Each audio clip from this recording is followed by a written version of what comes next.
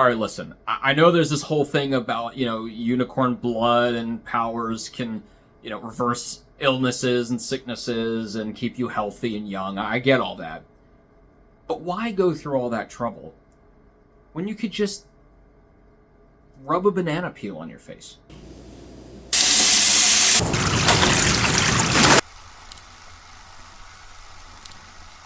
Welcome back to the channel, everybody. Today our movie in the middle is Death of a Unicorn.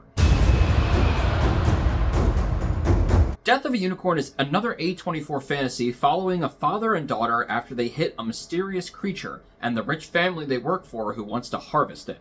It stars Paul Rudd, Jenna Ortega, Will Poulter, Leoni, and Richard E. Grant. So I was very intrigued by this movie from when I first heard about it, almost probably a year ago when they released a couple of the future A24 ideas that they had. Just seemed really weird and, interesting, as A24 usually is, but definitely had the potential for being kind of a flop, like a dumb movie, not that great. I was really hoping it wouldn't be, and I think I was pleasantly surprised. Starting off with the highs, I thought that this movie was hilarious. This was such a fun movie. Every character's funny, every character's fun. I liked how they all interacted. They were all interesting. Some of them aren't, super deep, but that's kind of the point. But one thing is that every single one of them had really funny moments throughout, specifically Will Poulter. If anybody had said, 10, 15 years ago, that eyebrows kid is going to be one of the funniest actors doing some of the best roles today, we would have been like, nah. No, that's definitely a lie. And yet, here he is. After he played Adam in Guardians 3, he is just doing only funny roles, except for, I think, Warfare, which I'm pretty sure is not funny. But I'm really here for it. He's so good as this kid who is from this rich family and is obviously supposed to go into the family business and do business, but he wants to do other things. But honestly, it's not even that deep. He just walks around saying business jargon and lingo like he thinks it means anything, but it's all empty. He actually does nothing. He's a bum, and it's hilarious. I really like Jenna Ortega in this too, which is something I wanted to point out because it seems like she plays the exact same thing in a lot of stuff that she's in. I don't want to say she's typecast, but she definitely has a type of character that she plays. And in this one, it is roughly the same, although I can't say I didn't like her. I thought she did an amazing job, as she always does. It's just really funny that no matter how old she gets, I'm fairly certain she'll never play any character above the age of 15. Honestly, most of the actors in this movie play the type of character that they normally play, but that's why it's so good, is because they're very comfortable in that role, so they're really good at it. So it just made for a really fun story and a fun time. Also, I don't know why I'm so surprised by this, but there were a lot of fantasy elements to this movie. Obviously, I knew there were going to be fantasy elements to a movie that has unicorn in the title, but there's a lot more to it just than that. And being A24, that could honestly have meant anything, going into this. Yeah, there was going to be a unicorn in it, but it could have gone in any number of directions. This actually ends up being kind of a straight-up low fantasy movie, even down to a lot of the design of the production design, the costumes, the whole, I think it's a beach house or cabin. It has this design that makes it feel sort of like a medieval castle. And then Jenna Ortega's character wears this red jacket that is very cool, but it's obviously supposed to be an homage to Little Red Riding Hood. So they have things like that in here that are really cool, that just give it this sort of more fantastical element and undertones to it than I thought we were actually going to get.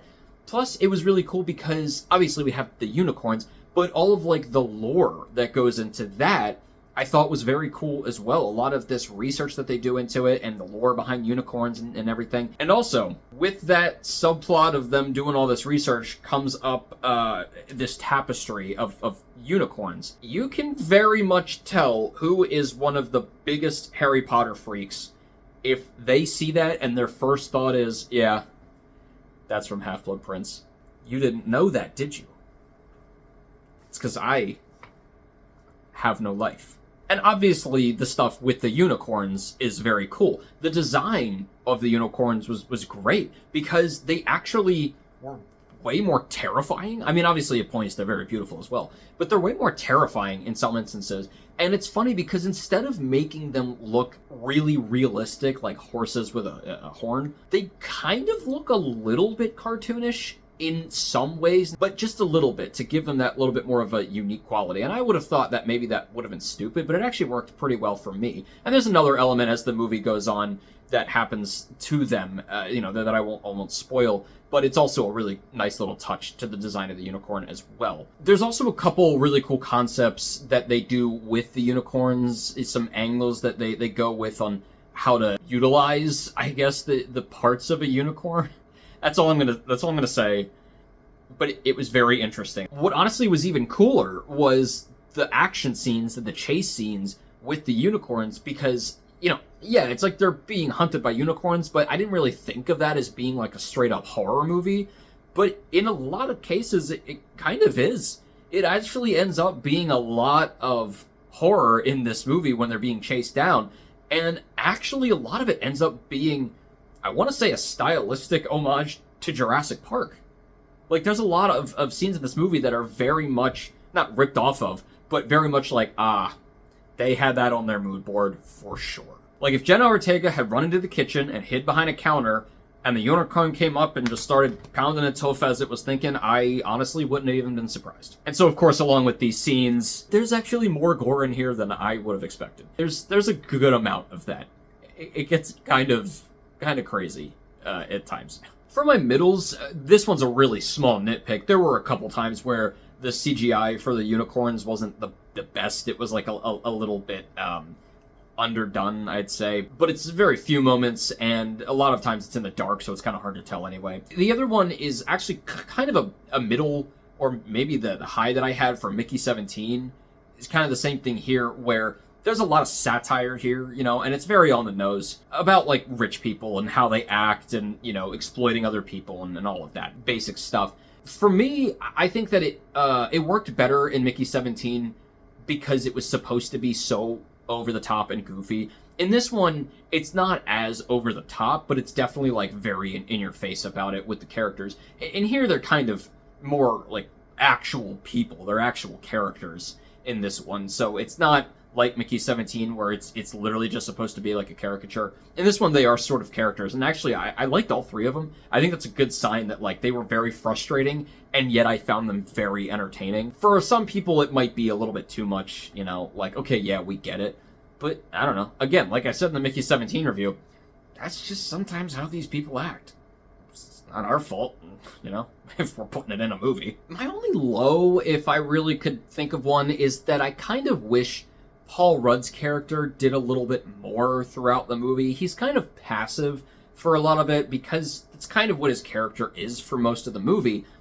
And yeah, there's that point when he kind of breaks and, he stands up to people and he starts to take on some things for himself and make some big decisions. But that's like almost the end of the movie. And then when that happens, it almost feels like kind of out of nowhere, like, whoa, why'd you do that? So I liked that. I just wish it was a little bit more gradual and he had done more stuff throughout the movie, because it feels like he sort of takes a backseat to the rich family, who, again, are very entertaining. I just wanted to see him as a character do a little bit more. And just in general with his acting, like the emotional acting with, Jenna Ortega, it felt to me like he was holding back a little bit. Maybe that's just me, but it felt like he could have, like, let go a little bit more in some scenes, and it would have made it even more emotional and more powerful. So overall, Death of a Unicorn is one of those movies of this year that feels like it honestly shouldn't have been as good as it was.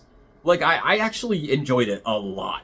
And I definitely think there's an element of, I didn't have a super amount of expectation going into it, so I just liked it more than I thought I would. But I actually think it was just like a good, solid movie. It was funny. It was entertaining. I would definitely watch it again. It had some really good homages and really good design. It's nothing super fancy-dancy, but it was fun.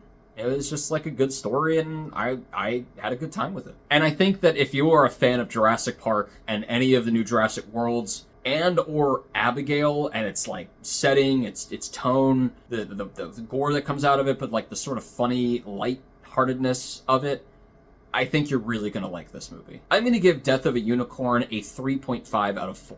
Well, guys, let me know what you thought of Death of a Unicorn. And as always, keep your hopes high, your stress low, and movies right in the middle. I'll see you guys later.